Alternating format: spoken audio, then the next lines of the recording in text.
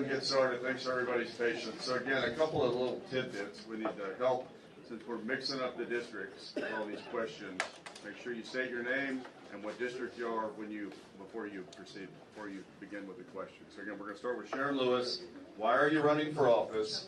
2 or 3 priorities for your district and for Galveston, and what makes you the best candidate to represent your district? Thank you. I'm Sharon. You need to hold your mic. Is it okay if I stand up because I Sure. can't see all Of course. All right. Let me say it's on. All right. Thank you. My name is Sharon B. Lewis, and I currently serve as City Council District 1, Galveston. Let me say thank you to the Chamber of Commerce, the County Regional Chamber of Commerce, to LULAC, to the Pachyderm Club, to I-45-9, I-45 Now, and the League of Women Voters. I am honored to serve in District 1, and when I live in District 1, I grew up in District 1, and when I look at it, there are many things that need to be done, but my 3 top priorities that I hear from people all the time is, number 1, we need more economic development of jobs. And I'm excited that Davies will be coming to the island on Pelican Island, and Galveston College is partnering, collaborating with them on training. Secondly, it's always an issue with street and lights, potholes. So I think that covers Galveston, period. So as I serve in District 1, I get personal phone calls, and I try my very best to get those repaired, but it is quite a challenge on this island and in this city because our streets are in such bad repair. And thirdly, I would look at more of a residential citizen tightening of communication with the city. I think as City Council, I should make sure that those who live in District 1 and live on Galveston Island have access to all the departments for the city. 1 minute, Sharon. 1 minute. All right. So that is my third objective for the district. I personally received a call from E.R. Johnson's wife when he passed. We lost our city council person back 2 terms ago. And so the morning after he passed, she called me and asked me if I would run because I worked his campaign, and she felt that we had the same.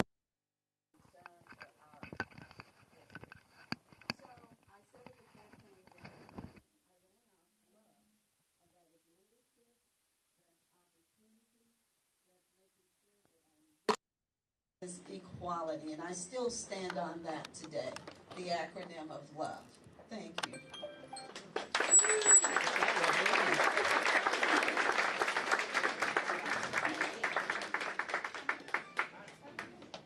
Hold it up really close and speak very loudly because our friends back here, can y'all hear? Did you hear anything?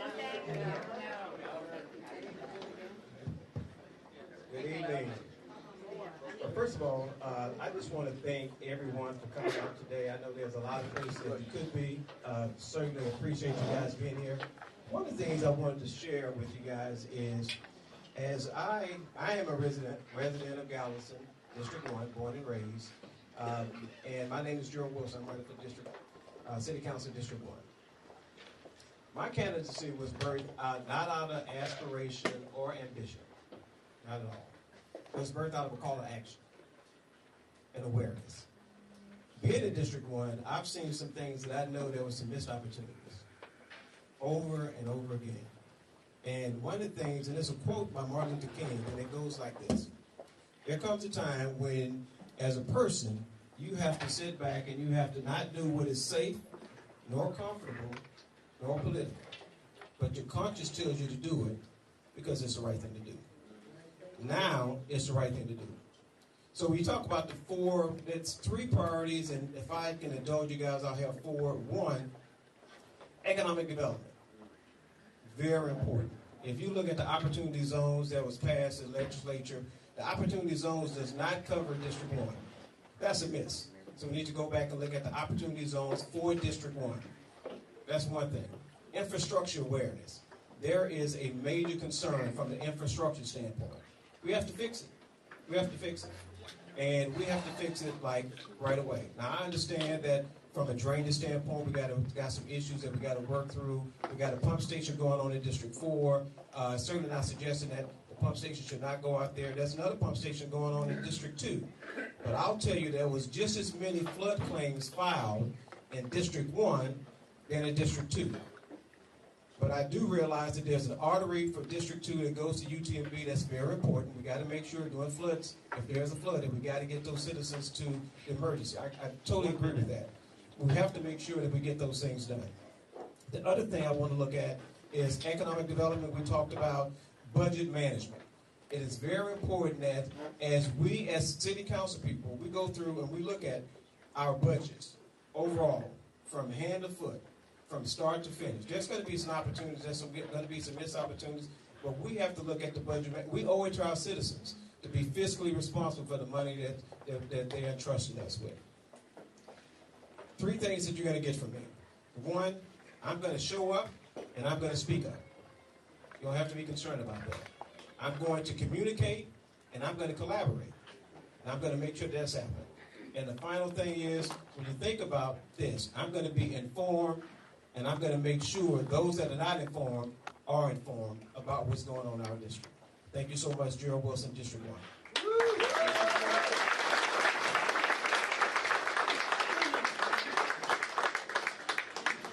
Tarris, before you get started, let me remind everyone of the question you came in after we had started. So, again, first, the opening remarks are why you're running for office, 2 or 3 priorities for your district, and what makes you the best candidate to represent your district. And also, each time you speak, everybody knows who Tarris Woods is, but remind us who you are and which district you are, because we're going to be we're mixing up the districts with the questions. Go ahead. You have 3 minutes. Thank you. Good evening, everyone. My name is Tarris Woods, and I'm running for a seat on Galveston City Council in District 1. Now you ask, why am I running? I'm running because I was asked to run. As you all know, I was on City Council before, but the community asked me to run again. Now, I accepted that request. I may one day regret it, but I accepted that request. I believe that District 1 needs to be brought into the future. I believe that we should indeed economic development. I believe that we should touch bases with our Galveston walls. I believe that we should create decent jobs. I believe that we should give our city employees decent pay raises. You see, Dr. King also said that it really doesn't matter where a man stands in time of comfort and convenience, but where he stands in time of challenges and controversy. And as you know, Tarris Woods, I have been in the middle of those controversies for 45 years. And I think that somewhere down the line, you got to understand experience. Are you experienced enough now to go and represent District 1? You have to also understand that in District 1, you got a special need. When you look at the fact that the unemployment rate in District 1 is over 14%, something is wrong with that. 1 minute. You know, and that's something else I had to get used to over the years, that one thing. But I'm running to move this one forward. That's the bottom line. I think that I have the experience, but what we also need to ask tonight, what have you done to deserve the voters' vote? See, I was on District 1 and when Hurricane Ike hit here. I worked in collaboration with state, local, and federal officials when people had lost everything. I was there with you. And I'm asking you to be with me. And let's move this city and this one thing forward. Thank you very much.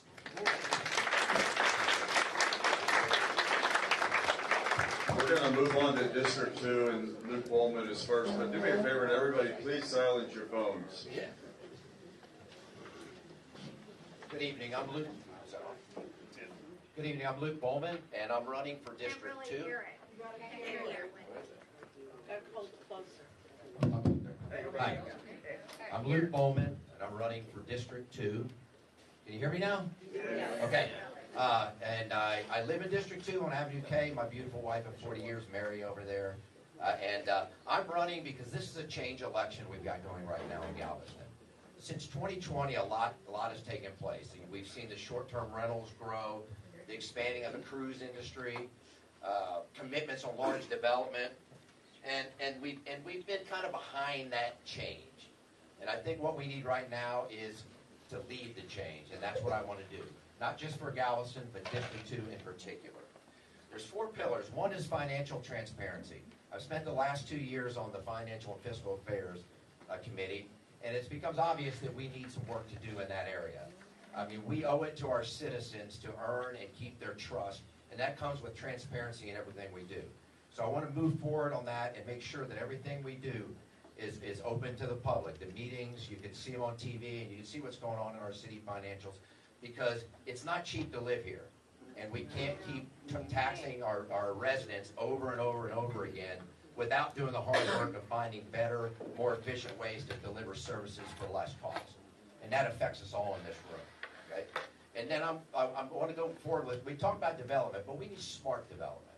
Yeah. And what that means is and when we say the word development, everybody starts thinking, oh, they want to develop condos and all this other stuff. I'm talking about development for the things that we need that create jobs.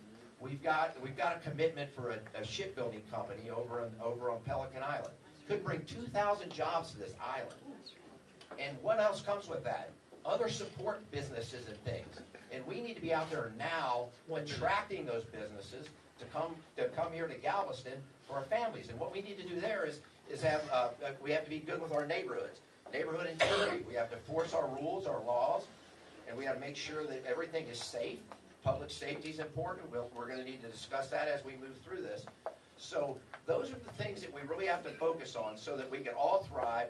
We have people that want to live here. They want to raise their families here because it's a safe place to live, a place where you make a living wage, and a place that your taxes are low and that you can better your lot in life. So those are the things that I'm running for. Again, Luke Bohlman, District 2. You can visit lukebohlman.com to get more than 3 minutes worth. Thank you.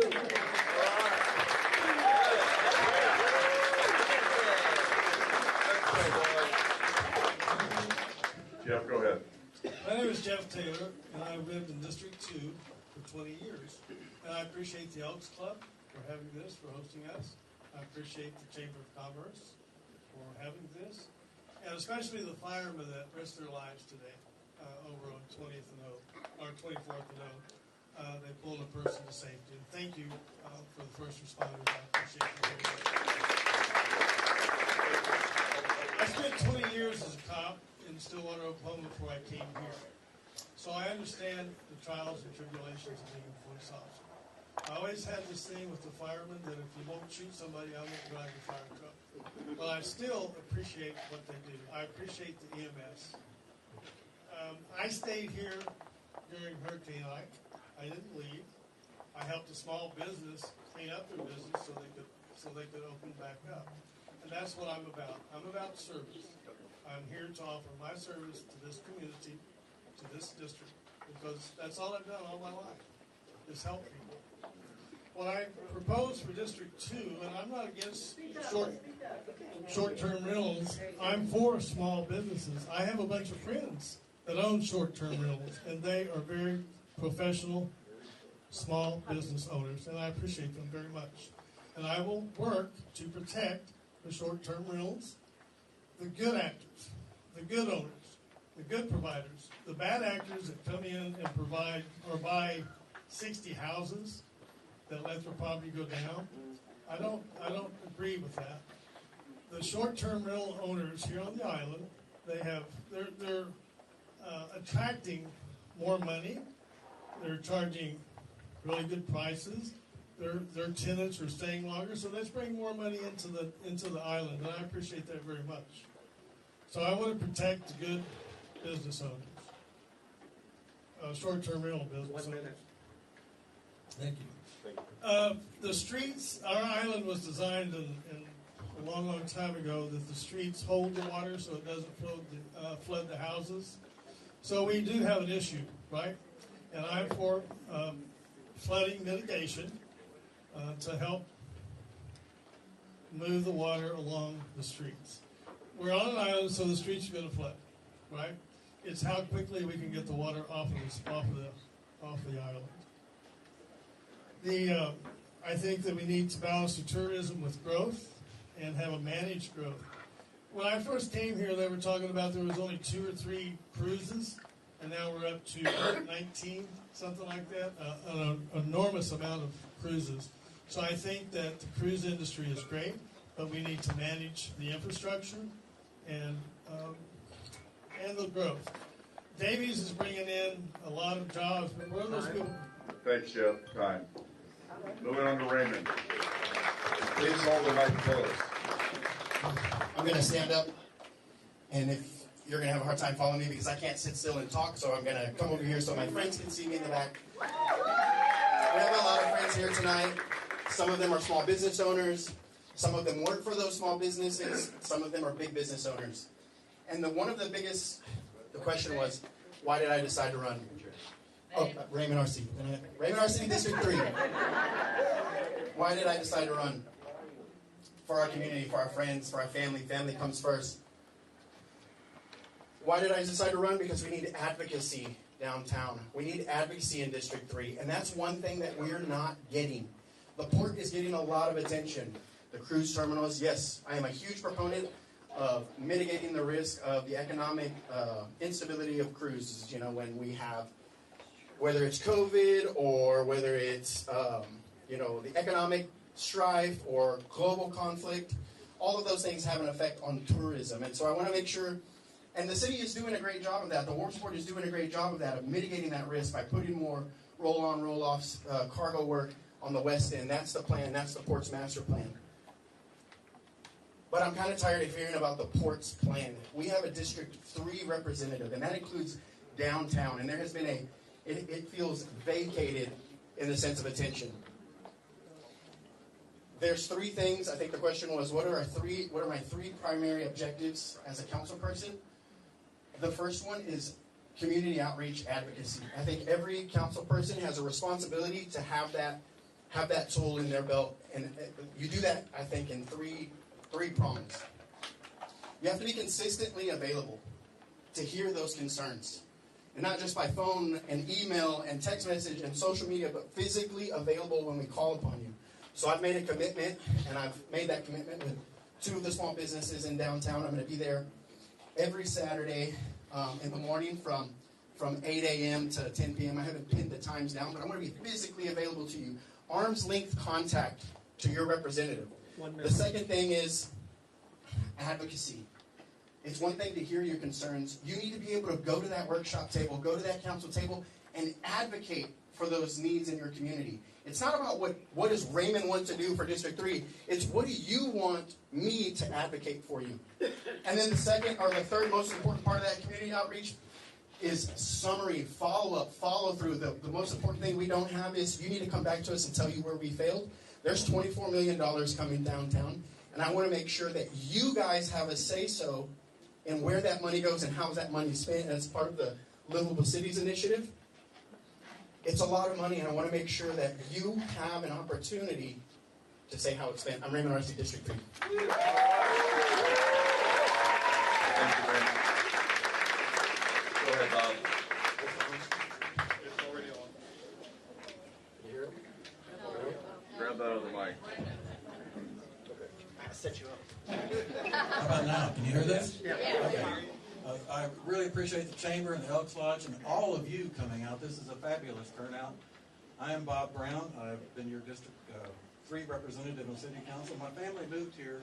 In the 1950s. I lived in my home at the East End for about 30 years now. I have a master's degree in architecture, and I spent the last 11 years at UTMB working for facilities there. When Hurricane Ike hit, I rebuilt my house. I rebuilt my parents' house. I spent the next 10 years rebuilding UTMB, and I can tell you, I understand what it's like to go through these things. Hurricane Ike was 18 years ago. Some people have forgotten. I have not forgotten. We need somebody like this at City Council that knows about this. My service to the community did not begin with the City Council. I was the chair of the very first Landmark Commission when it was formed in the 1990s. I've been the vice chair of the Planning Commission, the president of the Galveston Historical Foundation Board of Directors. I currently serve on the Park Board of Trustees, on the Galveston Housing Finance Corporation, and on the joint City Council and Wars Board Real Estate Committee. And in that time, and over that 35 years, I've formed a broad network of people and institutions that can help me get good things done for this city, including the Chamber. And I'm looking forward to using that connections to get more done in the future going forward. 2 years is not enough on the City Council to follow through with all your commitments. You know, we've passed real short-term rental reform and ordinances to make things work better, protect neighborhoods, and make sure we get the hot. We got $24 million coming from the FTA for improving our downtown. To me, the biggest things that we need to work on here is a workforce that can afford to live here. All of our industry depends on it. Smart growth. 1 minute.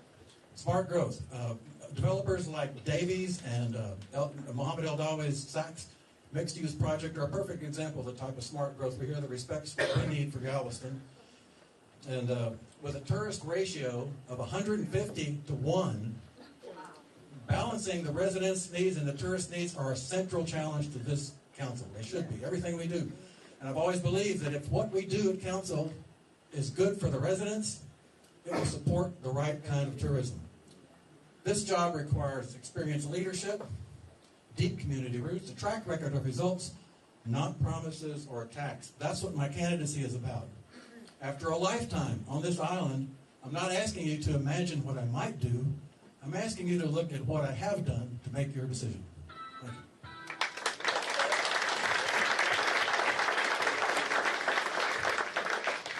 you. Thank you. Now we're going to go ahead and move on to the candidate questions.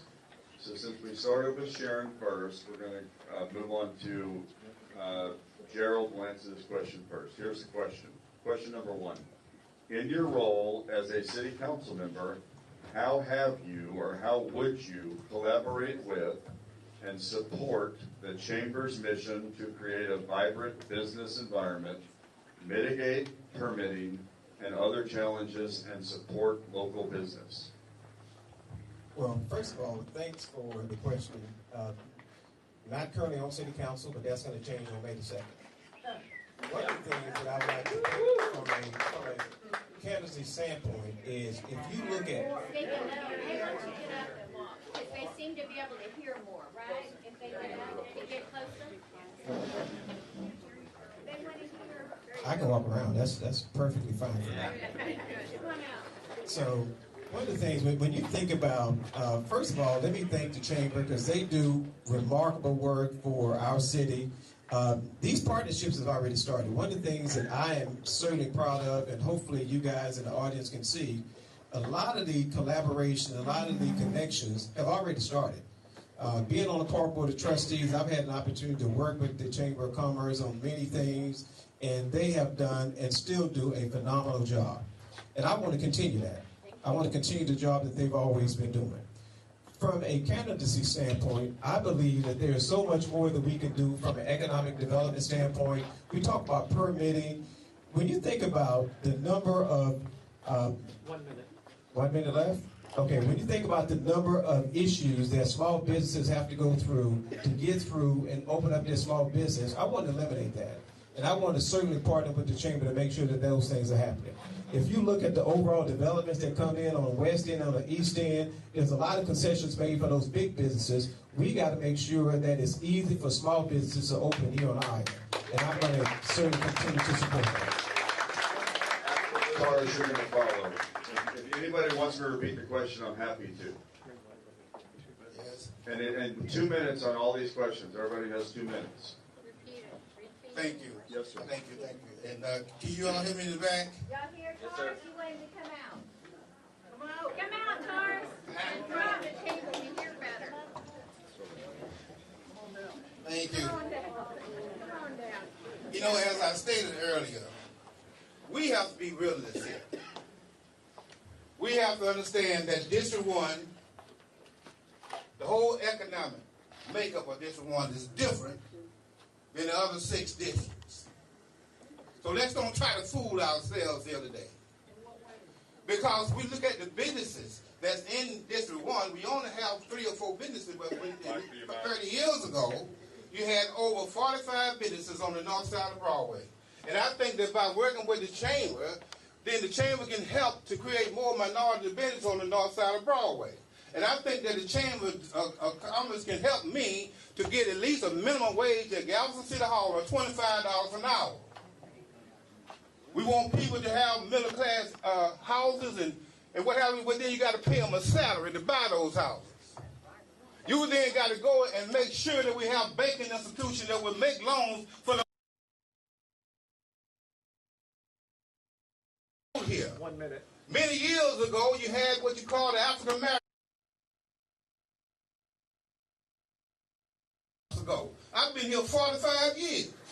I didn't start just walking through the neighborhood 2 months ago and going to Old Central College Park neighborhood meeting. I've been here 45 years. And we got to be realists here. We have problems in District 1. District 1 has been treated like a stepchild to all the other districts. We got to do better than this. And Tarris Woods will do better than this. Because I'm not afraid to speak up and speak out. Win, lose, or draw. Thank you. Sharon, we're going to finish it for the motion. Sharon, they're going to be done. Don't try to figure it out, but it works. It works. There. Again, I am Sharon B. Lewis. Gotta get up front. Give one of those other mics, Sharon. The other mic. For some reason it works better up front than tonight. All righty. Again, I'm Sharon B. Lewis, City Council, District 1. The Chamber of Commerce, I remember during Mayoral, I walked the neighborhood, the community, and we were able to... Hold on 1 second. Sure, use it. That's distracting. Let me have that one. All right, I was able to... I actually did walk the community door to door, knocking on doors, and not only that, seeing what people needed, and especially looking out for our elderly. And that particular time, I did, as District 1 representative, partner with the Chamber for a major cleanup. Those elderly people who could not get out and pick up trees and branches. So I think that would be one thing that we can definitely do with the Chamber. That's not business, but in a sense it is, because it is cleaning up the community and the neighborhood, and we need that cleaned up in order to keep businesses going. Number 2, I would think that the Chamber could do a special pipeline for the youth. Pipeline for the youth. And I'm talking about maybe internships, partnerships with other businesses that can help them while they're thinking entrepreneur. For example, we have Vision Galveston, who has an entrepreneurship program. I think collaboration between those two would be great, especially focusing on the youth. And the third thing would be the permits. But the city has improved somewhat on permits because you can go online now and do a lot of them. Previously, you could not. But the new businesses like those, what do you call them, the food trucks, those are the ones that always have a huge challenge because there's so many hoops they have to jump through in order to get that permit here on this island.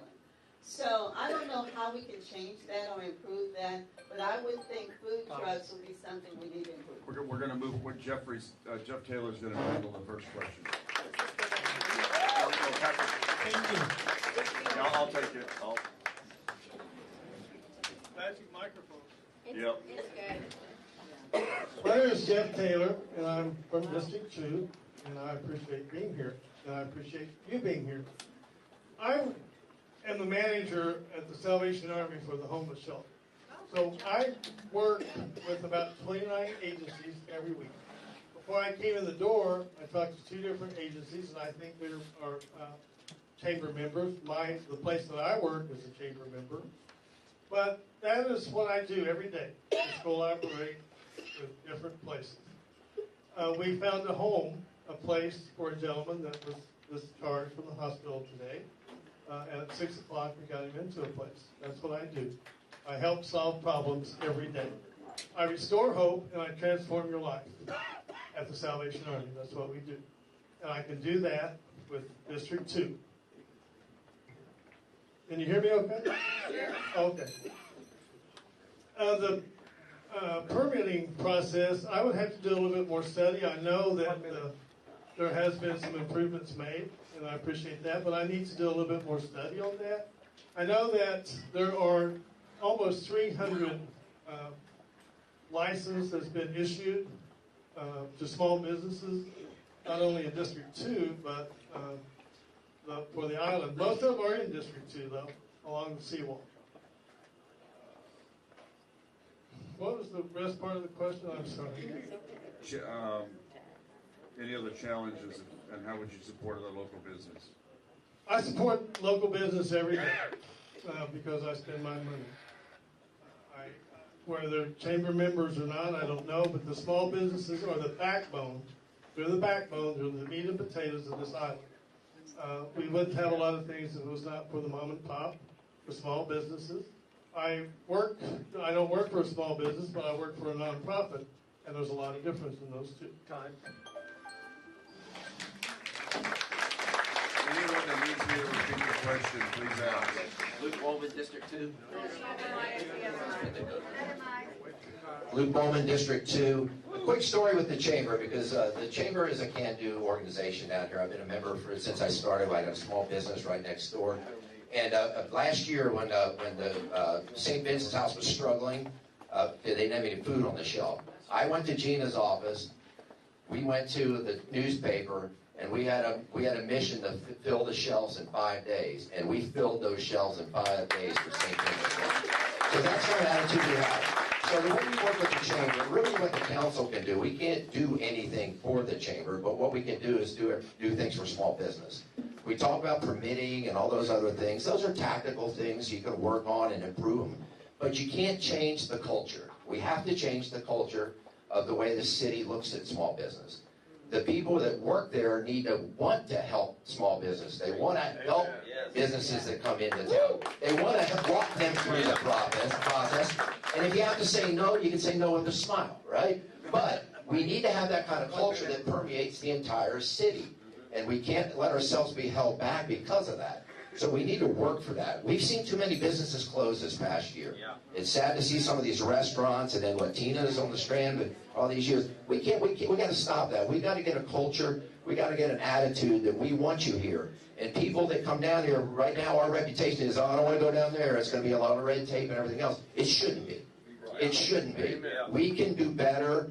And if I get on city council, I will make sure we will do better. Again, Luke Bohlman, District 2.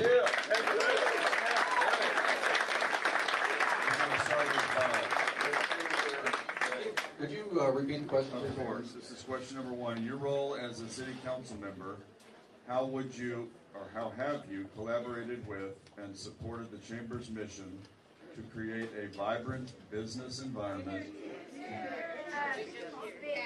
mitigate permitting and other challenges, and support local business? Thanks, Keith. Bob Brown, District 3. At the top, I mentioned a couple of things that I want to touch on again, and that's responsible development. And I mentioned Davies Shipbuilding, and I mentioned Muhammad Al-Dawi's Saks development. Those are two models I think we can look to. When James Davies came to town, I met with him, and he was very excited about the prospect of collaborating with the city and the Galveston Housing Finance Corporation, and maybe even Bill Galveston, to address his workforce and their ability to actually live on the island. Because for him, that means a stable workforce, one that he can depend on, and one that can enjoy what we enjoy here on the island. So I look forward to partnerships like that. And Muhammad Al-Dawi, when he first came to town, he was asking everybody, he could find everybody he could meet in town to describe his vision and ask, what does Galveston want? What do you want? And so when he came to council with his project, he not only had a portion of his apartment building as workforce housing, J1 and J1 visa, and he also had a nature preserve and wildlife habitat. I think that's the kind of thing we need to encourage by changes to our land development regulations that expedite permitting and provide incentives for those developers to do things like that. I've also worked downtown. I met just recently with 25 of the downtown merchants on the Strand to hear what their priorities were and what their highest priority was. I'm taking that to City Council this month to address the highest priority of the small businesses, merchants on the Strand. So those are the kind of things I think that, and also I've been meeting monthly with the Chamber's Pelican Island Advocacy Group, and the biggest topic there nowadays is the bridge and where we're headed with that. So I completely support the Chamber's efforts on Pelican Island. There's a lot going on there. That's a huge, big opportunity for District 3 in the coming years. It's going to outlive me, but we have to lay the groundwork for that. Thank you, Bob Raymond. Raymond, you're up next. Could you repeat the question? Yes, sir. In your role as a city council member, how would you collaborate with and support the Chamber's mission to create a vibrant business environment, mitigate permitting, and other challenges and support local business? Thank you, Keith. Raymond, Arce, District 3. I think it begins with being a member of the Chamber. I think every council member, every councilman and woman, it starts with being a member of the Chamber. How many, where's Gina? I'm back here now. How many businesses are in the Chamber? We have almost 1,000. Almost 1,000 businesses. 30,000. You can imagine how many of our locals those businesses employ. Well, that's the best way to get the ear of the community, is to partner with the Chamber in a real meaningful way by being a member and by engaging in those board meetings and those discussions and moving Galveston forward. As it relates to mitigating the permitting, from what I hear, the permitting has gotten a lot better. I don't want to open it up. I don't want to just say yes to every new potential business that's come into the island. I also don't want to do irresponsible development. When you buy a house, it becomes a home when you populate it with furniture and the things that you want to be in there. You don't put your refrigerator in your bedroom. You don't put your couch in the garage. So I think responsible development is not negating or avoiding development. It's thoughtful, curated planning. And I forgot what the last part of that question was. What other challenges and how would you support? Oh, exposure. We need more exposure for our local businesses. We do a great job promoting the Strand, but we need more promotion for post office. We need to stop calling our flagship isn't just the Strand, it's downtown. It's downtown in the East End. There's a lot to see out there. So we need to start to pull some of those crowds. They're creating gravity to the north, and we're going to be rehabbing Stewart Beach. I don't want downtown to become a vacuum of what once was. Raymond, Arce, District 3.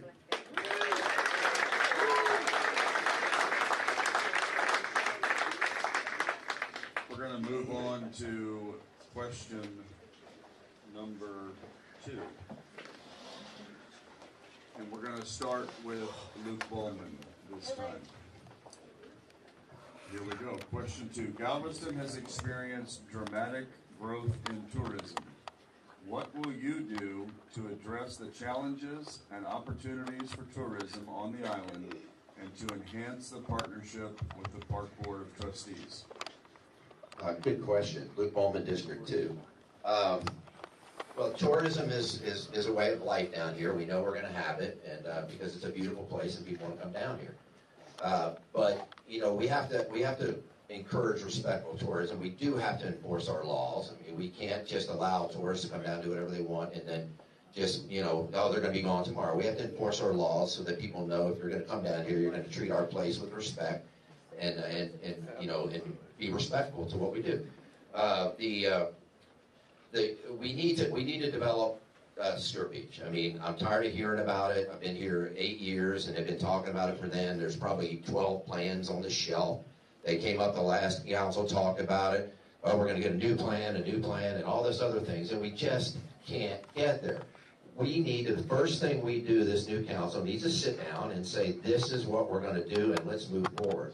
We need that area to attract people down there. We do have a lot of tourists, and we're crowding them all in different areas because there's nothing down there. Nobody wants to go there. So let's get something attractive down there that people come down here to go to Stewart Beach, and that's going to help District 2 on the businesses down on the east end of the seawall where people don't venture past 14th Street a lot. And we need to move people down there. There's businesses there that need support. There's beautiful beaches there. So we need to do those kind of things. We have the plans in place. We have the resources, and we need to work with it. We have great leadership now at the park board, and we need to get with them immediately and make sure we're working together to get that piece done before we start talking about everything else. Stewart Beach has to get done, and I don't want to keep saying it, but it has to get done, and we need to get it done right away and get moving because it's not going to get done overnight. We got to get started, but we got to get the plan in place with the tourism. Other than that, we need the on footprints only initiative from Councilman Pareto for the littering on the beach is a great thing. That's respectful too. Thank you, Bohlman, District 2. Jeff Taylor, you're next. Same question. Galveston has experienced dramatic growth in tourism. What will you do to address the challenges and opportunities for tourism on the island and to enhance the partnership with the Park Board of Trustees? Thank you. Jeff Taylor, District 2. I spent 20 years in the hospitality business, both on the island and in Oklahoma. Tourism is a wonderful thing. It's been a great economic bringing to our island. 20 years ago, they were talking about tourism, and I hope that the council, what Mr. Brown, the guy that taught me about hospitality, said, was that they hope the council doesn't screw it up. And look where we're at 20 years today. Now, tourism is a great economic bringing to this island. It has provided many businesses, a lot of hotels. When I first moved here, there was 3,200 hotel rooms. And now I think there's 7,500, 72, 7,500, something like that. And there's about 2,000 short-term rentals, is that correct? Down from 5,000. So I think that the park board has done a wonderful job promoting this island. I want to continue that. This is a turning point for the island. Everybody is right. The comprehensive plan is coming, but I think that we need developed growth, not just running wild. I think that we need to look at it very strongly in the comprehensive plan. Thank you. Jeff Taylor. Thank you. Same question for Sergeant Raymond. Repeat the question. Yes, sir. Galveston has experienced dramatic growth in tourism. What will you do to address the challenges and opportunities for tourism on the island and to enhance the partnership with the Park Board of Trustees? Thank you. Raymond, Arce, District 3. There's a lot of tourism coming. This is probably not even going to take me the full 2 minutes.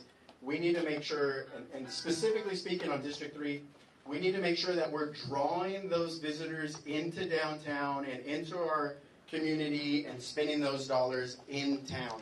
Because it's great. We've had a boom in tourism, and we expect another boom in tourism. Where is that activity? Where is that activity downtown? Because Monday through Wednesday, it's a ghost town. Connectivity. That's how we do it. We need to connect the port, Stewart Beach, and downtown. I understand we have this plan for improving walkability. That's important. But it's 100 degrees in Galveston most of the summer. It's hard. People that go on cruises, they've got little kids and elderly people that are with them. It's hard to move around downtown. If you go have lunch at Hearsay, you're probably not going to make it all the way down to Post Office or visit the rest of downtown or even make it out to Stewart Beach. Thank you. So we need to, let's go. Let's activate our community. Let's connect it. Let's use the trolley better. Let's use an app so we can tell where it is and when it's coming. Let's be more consistent about public transportation, because if we get better about public transportation, our workforce won't get hit and killed on their way to work in the morning and in the evenings. So more connectivity, more exposure, and less spinning our wheels in circular committees. Let's do this. Thank you. I'm Raymond, Arce, District 3.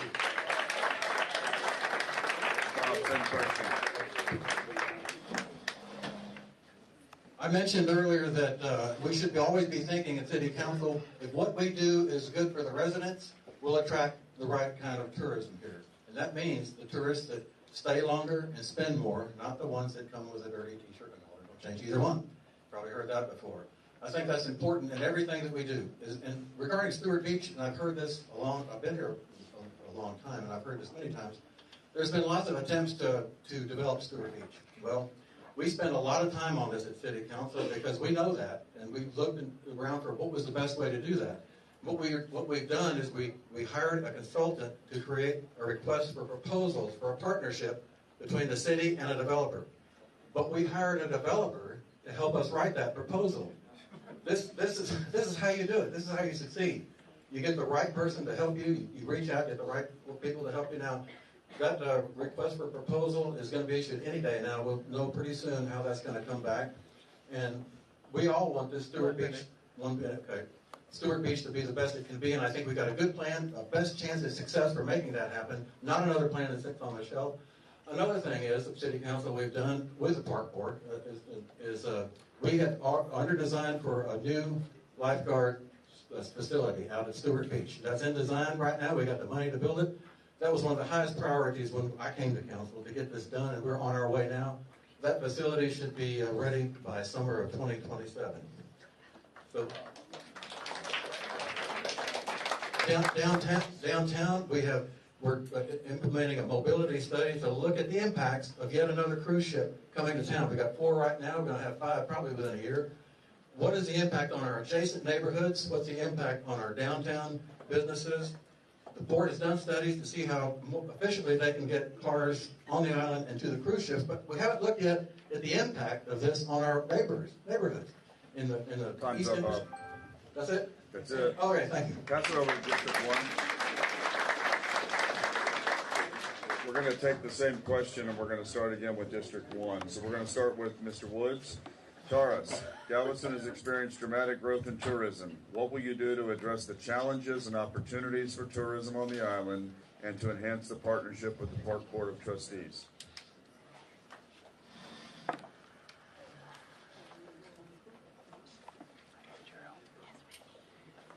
Once again, I would like to reiterate that District 1, to me, is a very, very special district. Now, while I can support tourism, but tourism also needs to support District 1 in terms of jobs. We might as well be realists. Some of you might say, well, what was why your voice get a little high? Well, it seemed when I was whispering 45 years ago, you didn't hear it. So therefore, I want to make sure, I don't have 45 more years left to do this. So I want to make sure that you hear me, because I'm going to talk about District 1.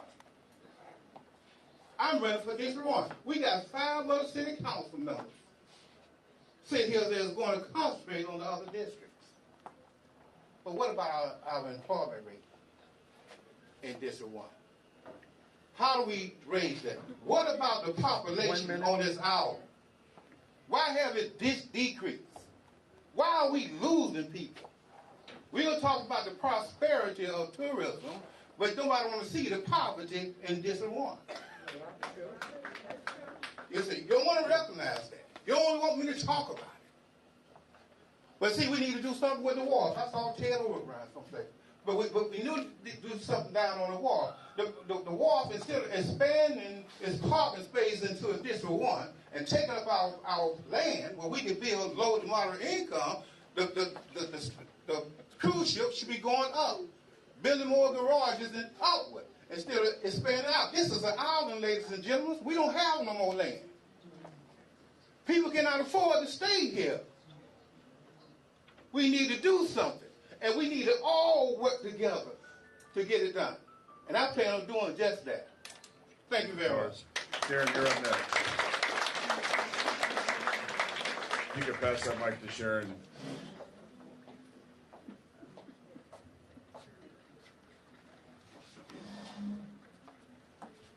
All right, I will answer your question. I made a few notes.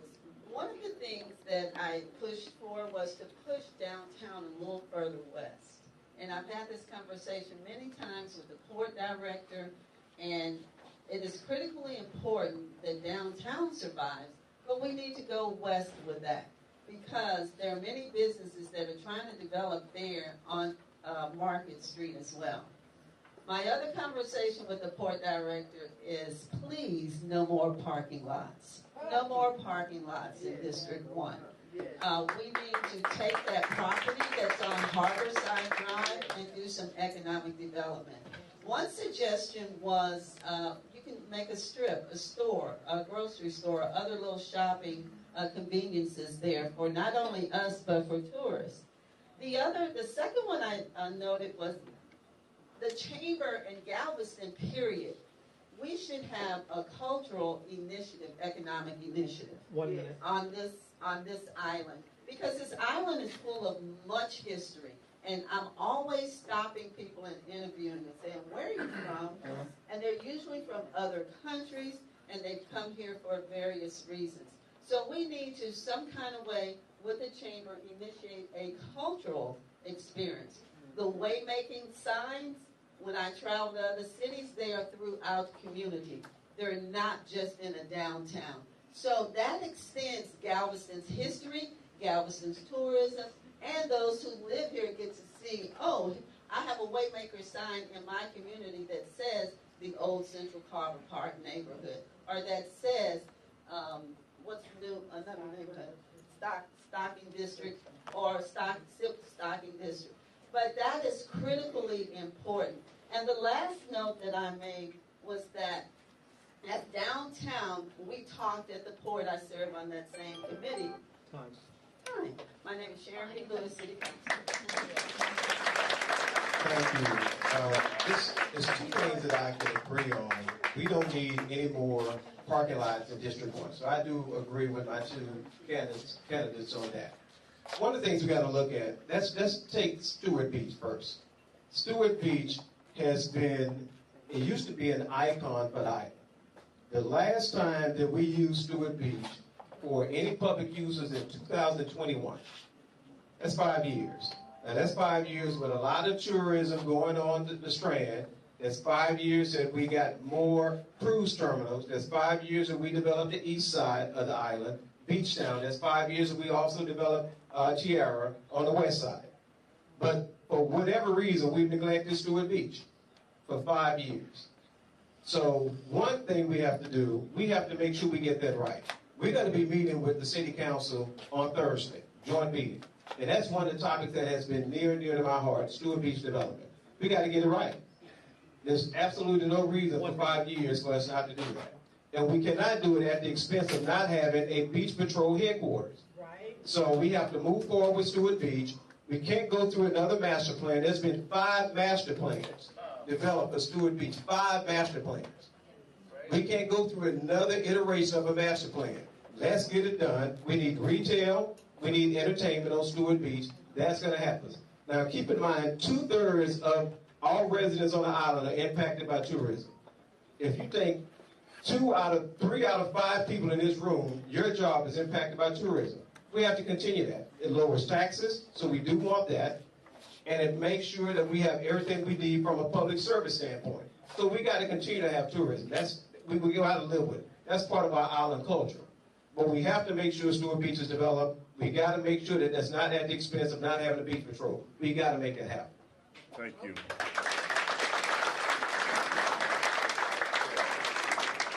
We're going to move on to question number 3. And this question, we're going to start with District 3. Bob, you will be first, and Raymond, you'll be second. Here we go. Question number 3, how will you support economic development initiatives for Galveston, including incentives? Well, you know, the biggest opportunity I think we have right now for economic development is this $24 million that's coming to downtown over the next several years. I think that's going to, but what we have to do is get the downtown groups organized. Because if they can be organized and we can understand what their priorities are as a whole, then we can use that $24 million in the most efficient way that actually serves them. And that's the challenge. That's what I'm working on right now. Another economic development thing that is really big right now on the horizon is Pelican Island, as you know. Everybody knows about Davies coming there. I think we need everything we possibly can to support that project in coming there, and what future development that might bring to Pelican Island. The city owns a large piece of land over there on Pelican Island that faces the ship channel. That's an important piece of property. We need to be thinking about how we're going to develop that, because when Davies gets there, there's going to be a lot more people wanting to go there. And of course, way down the road in this future, we need to be able to serve Pelican Island 1 minute with a bridge that can have rail and pedestrians and cars on it. So I think those are the big ones. Also, I talked about a responsible economic development. We need to look at, we're about to update the comprehensive plan. The way this works is we update the comprehensive plan, and then we also update the land development regulations to reflect what's in the comp plan. This is how we get it done. So in the comprehensive plan, we say we need to provide incentives and permit expediting and other incentives for the kind of development we want, and then we can change the land development regulations to make that happen. It's looking down the road a couple of years, but we can't make things happen just like that. We have to look at the process. That's how things get done, with collaborating and understanding the process of how things get done. Is that it? That's it. We'll move on, Raymond.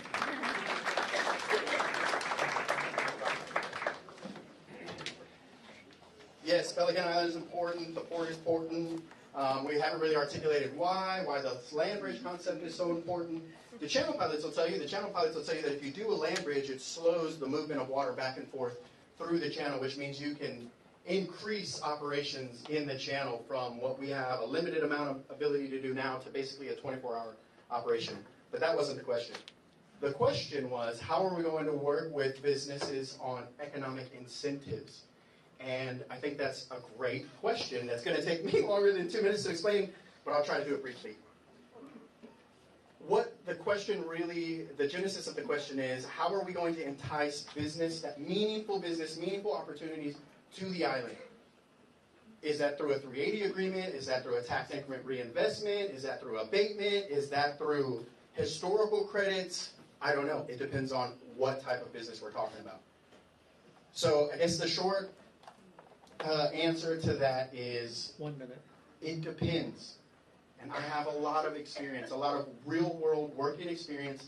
So I spent 12 years working in local government. I work for a local government law firm as a facilitator. I'm the director of client services. My job is to sit in public meetings, engage with the board of directors, and when they set their mind on a plan, my job is to move through the consultants, move through the municipal advisor, move through the civil infrastructure engineer, move through the accounting department, and help assimilate that plan, and then bring it back to legal for legal review to start action, or having, I had a brain freeze, activating that plan, having an action plan. So that's what I would like to do, is to stop having circular conversations about what we might do one day. It shouldn't take 15 years to reinvest in the comprehensive plan, and the comprehensive plan is your guiding principles. You can open up the LDRs today as long as it fits within the concept of the comprehensive plan. So let's not put the cart before the horse. Raymond, Arce. We're going to pass it over to Sharon. So Sharon, we're going to start now with District 1. Same question. We're going to start with you. How will you support economic development initiatives for Galveston, including incentives?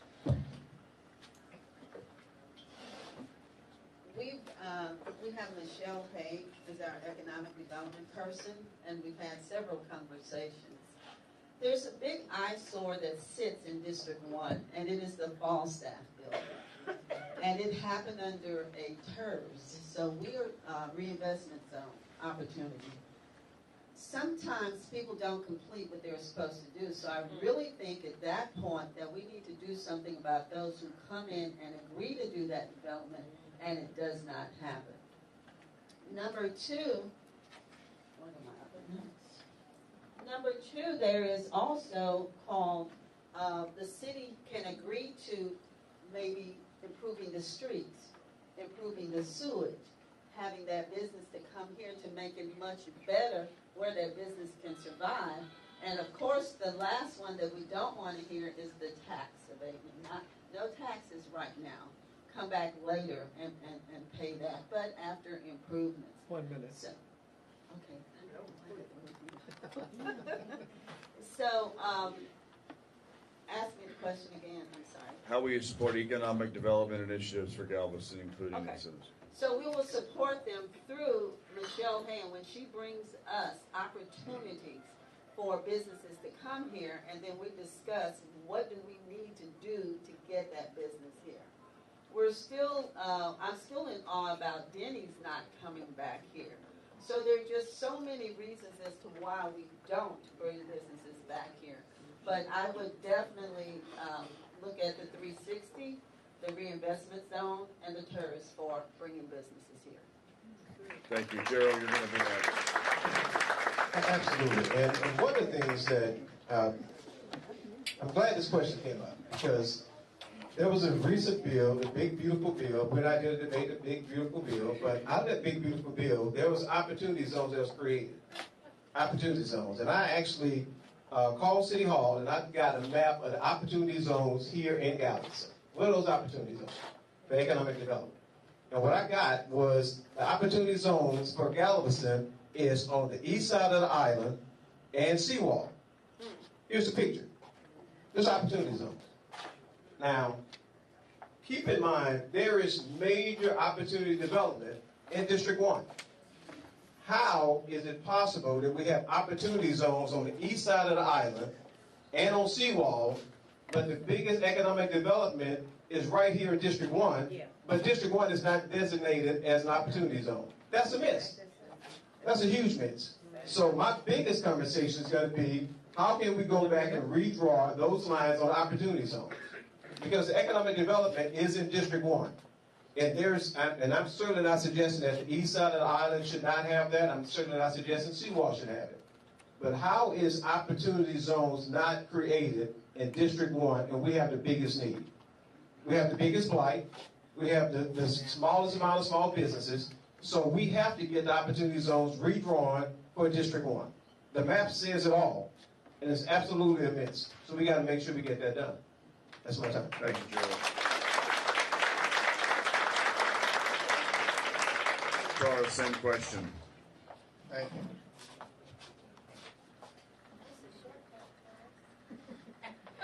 Now you tell. All right. Thank you. Gerald, for a moment there, I thought when you were speaking, I thought I was listening to myself. Because there's the fact that about 35, 40 years, the entire city of Galveston basically was declared a blighted area. Therefore, you was privileged to different grants and what have you. The downtown strand, where you recently received that $25 million and rebuilding in the downtown area and out on the seawall and East End and what have you, all those tax reinvestment zones out there. How is property on a beachfront declared a blighted area? You understand that? You want to see a blighted area? Follow me this evening to the north side of Broad Road in District 1. I'll show you a blighted area. I am not going to stop talking about District 1. I'm not going to talk about the economic needs of District 1. People, we need help in District 1. And by avoiding and ignoring it, not going to make the problem go away. We need help. So, and as a city councilman, I am going to make sure that the people in District 1 voice will be heard. If you don't want that, then don't let Tarris Woods. Because I am going to speak up and speak out. I don't see anything funny. Perhaps You know, living in poverty, some people might think that's funny. When you look at the fact that on that side of Broadway, how many businesses did we lose after Hurricane got?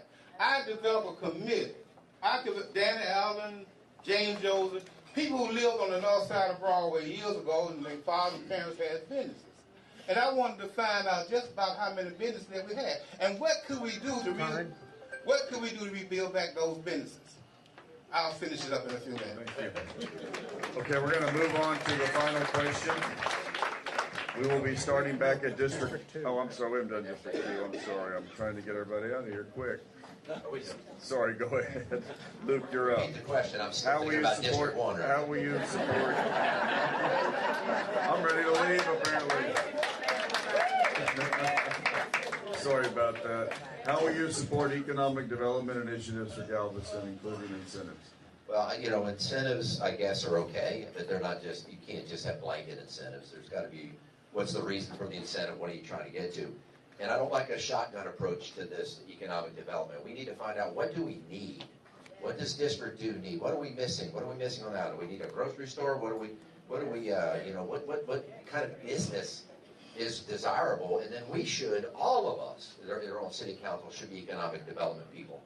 We should be talking up our city, talking about our districts, our island, and try to attract people and why they should come down. So I really think it's important that we target what we need to develop. I think we're having a big opportunity now with this Davy Shipbuilding Company coming in, that we need to start targeting those ancillary businesses that support that kind of shipbuilding, because we know they pay good wages. So that means they're going to have the type of wages that people can live on, which means we need to work on our neighborhoods and our streets and our police and everything else to give them a safe place to live. 1 minute. But those are the kind of incentives I think we should look for. And when you should offer incentives to those people. But we found out in some of these things, you offer an incentive, like Sharon was talking about, and they don't come through. We got to vet these people. You don't just offer incentive for someone that can't be very strongly vetted to make sure they're financially stable and they're going to finish through. We had that on a road project on 37th Street, where the contractor went bankrupt. So we had to pay double on that, and we didn't get what we expected at the end of the day. It's still not what it should have been. And so that's a miss, and we shouldn't be doing that, and there should be accountability for those kind of things. We need to find out how those things happen, and we shouldn't repeat them. And that's what we need to do on that. So good for economic development, but let's go after what we want and get something that's going to help lift everybody up, employees and everything, and keep our taxes low. Luke Bohlman. Thank you, Luke.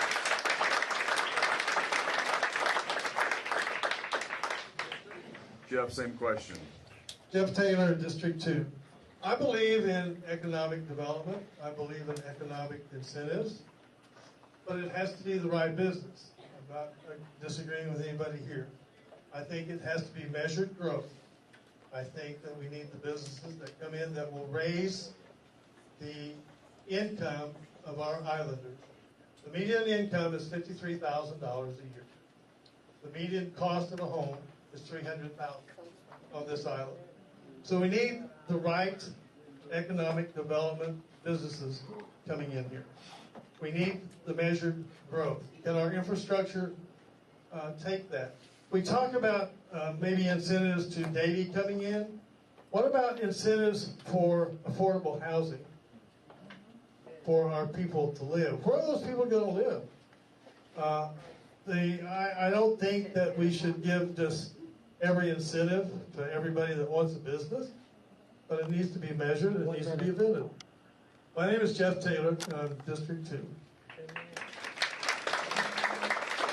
We are officially finished with question 3. Sorry about the hiccup there. We're going to move on to final question 4. We'll start back at District 1. It'll be Gerald, Tarris, and then Sharon will be the order. And we're going to state the question now.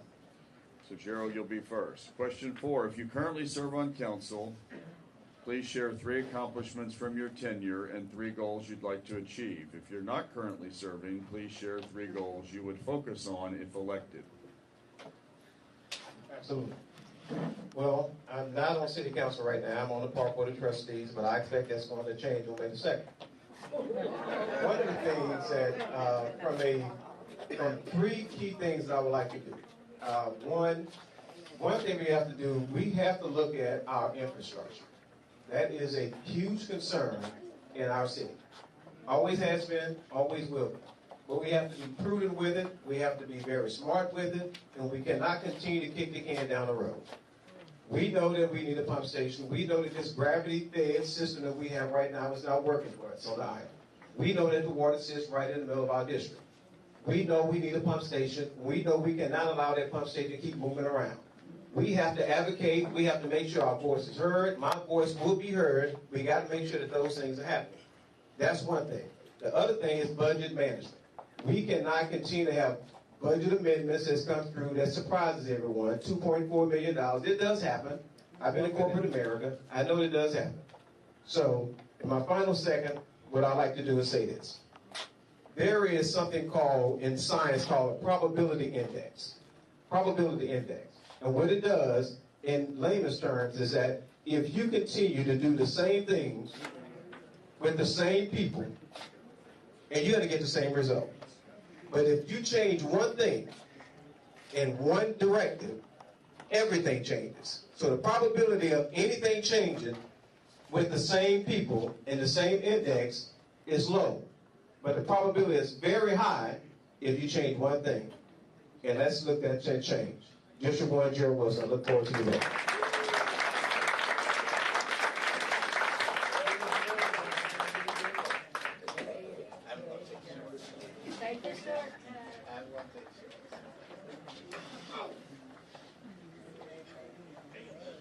You know, ladies and gentlemen, again, thank you all for coming out tonight and supporting us. And sincerely hope that you use this moment to come inform on the next candidate that will be representing District 1.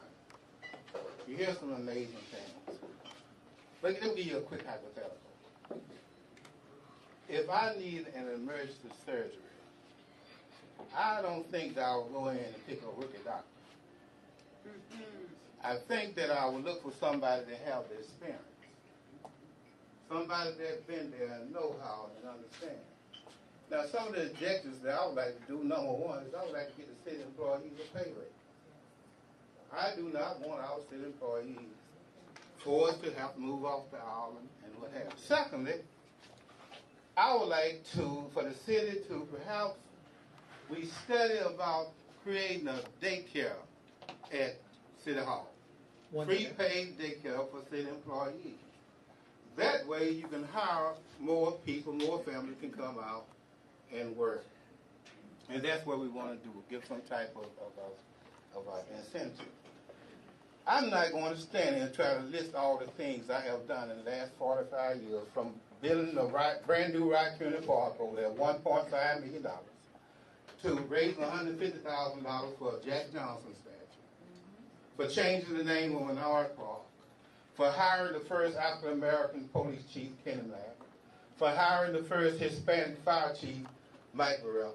I'm not going to go through this long list. You know what I do, because my record speaks for itself.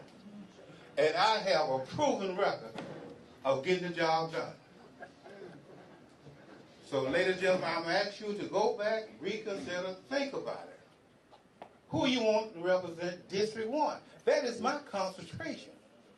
Only in District 1. Thank you all guys very much. Sharon, you're up.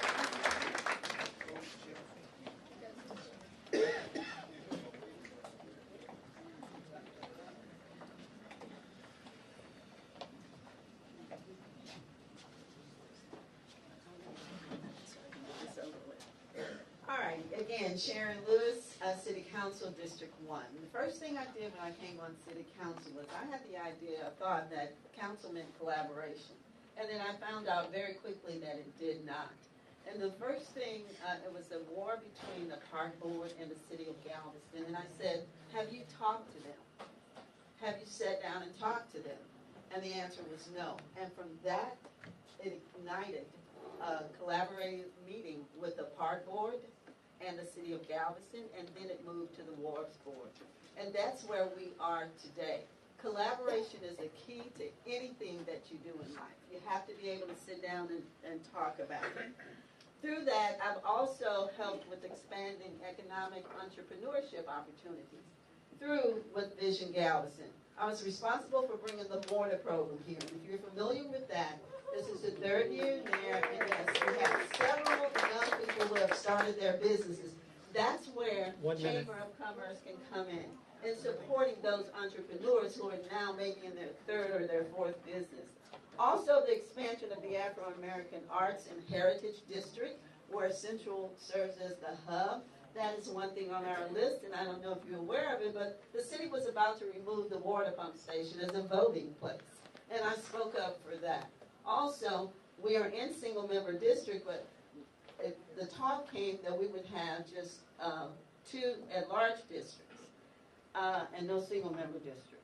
So I also invited the SBA administration to talk to residents about loans after Barrel. And not only was that done the city, but it was done out in the community. I am city council. I do speak up. I do serve. And I am honored to be your city council. And I ask for your vote. So we're going to start this next round with Jeff Taylor. And again, the question is going to be worded a little differently because either one of you has served. If you're not currently serving, please share 3 goals you will focus on if elected. Thank you for the question. I hope to serve District 2. And I hope to serve this 32-mile island, 32-mile-long island on the city council. I believe in transparency, and I will work on that with the other council members and the city staff. I believe it's very transparent now, but it needs to improve. I believe in accountability, not only for the city, but for myself.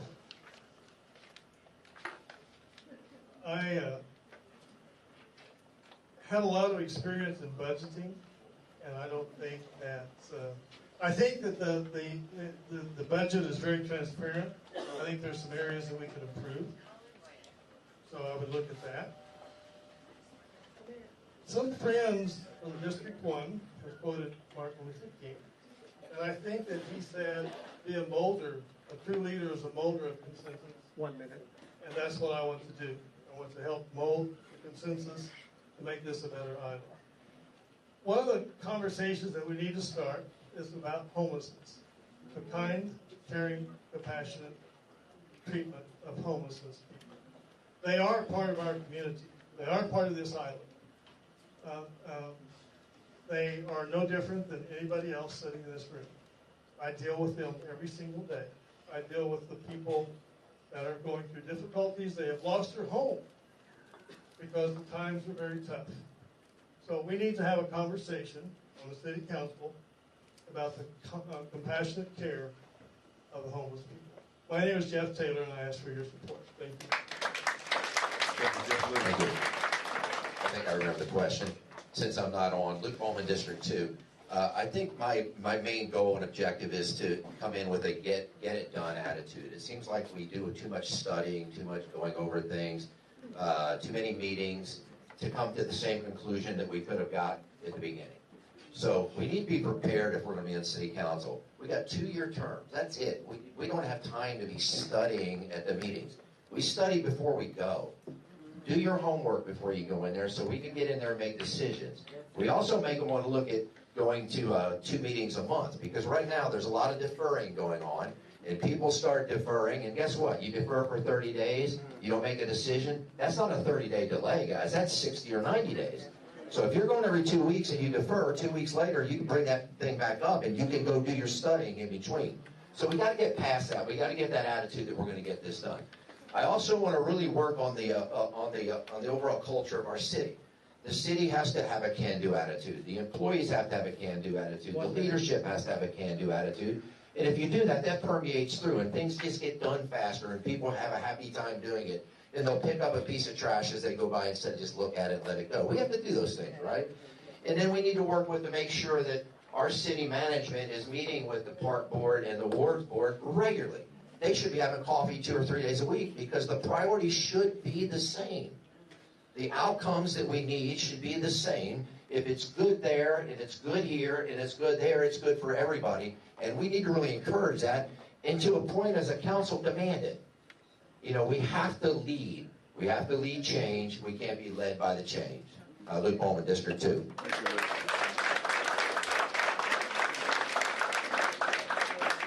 So for District 3, we're going to start with Raymond and then Bob. So Raymond, if you're not currently serving, please share 3 goals you will focus on if elected. 3 goals.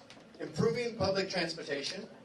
So we need to get more wheels off of the roads, more out-of-town wheels, more personal vehicles, and the best way to do that is to improve public transportation, whether that's through the trolley or bus system, adding a pilot program to introduce a micro-transportation initiative. We need to be able to move people fluidly throughout the island. That's one of them. The second one, I think, is we need to improve exposure for our small businesses and our big businesses. We need to make sure that if they get the exposure, that we have really a primary function as a city, and that's to provide infrastructure. And infrastructure doesn't just mean water, sewer, and drainage. It means roads and mobility. So we have to take that seriously. The city's doing a great job right now on focusing on drainage. Fantastic. Let's double down that effort on our transportation system. So that $24 million grant through the FTA, yes, it's about walking spaces, but it can also be about mobility. Thank you. The third, you got me there. You did good. Mobility, financial transparency. You all do better when we can all understand what the city budget looks like. We can have real meaningful conversations about how to scale back the cost of living if we simplify and we make more transparent the city's financial system. I'm Raymond Arce, I'm running for District 3. Thank you all for being here, and these are all really wonderful people doing the best job that they can. So thank you guys.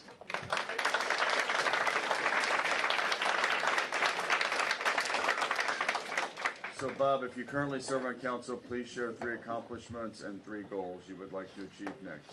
Okay, thank you. 3 things that when I first got to council, there was 5,000 short-term rentals. People were up in arms in my neighborhood. We weren't sure if we were collecting all the hot. First thing I did on council, and I didn't know how hard this was going to be, was recommended and formed a committee, a short-term rental committee, and in 9 months we met, and we resulted in changes to the ordinance that now the city manages this, not the park board. Changed the ordinance that implemented a bunch of more rules so that short-term rentals will be accountable. We protect the neighborhoods and make sure that hot tax is going where it needs to go. Another thing that I'm really proud of that I actually started before I was on city council in my neighborhood. When we first learned that Rosenberg School was going to be shut down, we had no idea what was going to happen. But I knew that the zoning was different than it was in the surrounding National Landmark Historic Residential District. So we mobilized and petitioned the city and GISD, and we got that zoning changed. If we hadn't done that, you could have built a parking garage in the middle. Okay, that was another thing. Raymond talked about mobility plan. Another thing I'm proud of is that we've got the mobility plan now to study the impact of additional cruise ships on our neighborhoods and downtown. That's going to result in a lot of changes and more responsibility, I think. 3 things that 2 years is not enough. 3 things that I think are important that I want to follow up on is, first of all, the Stewart Beach RFP that I talked about, and the lifeguard station. And secondly, the comprehensive plan is coming up.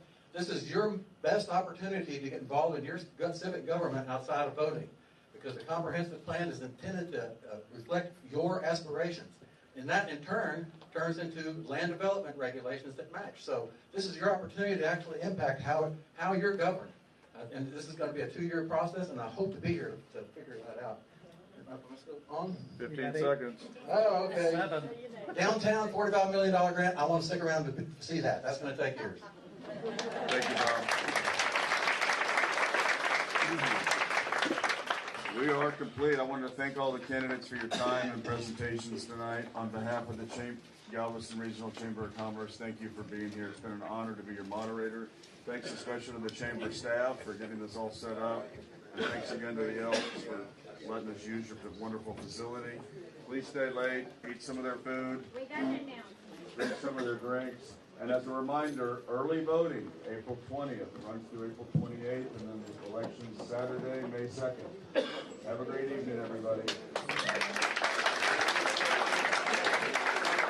Okay, you guys, just as was said before, a second ago, please stay and have some food. We have tostadas meals for $6 and soup, $12 each.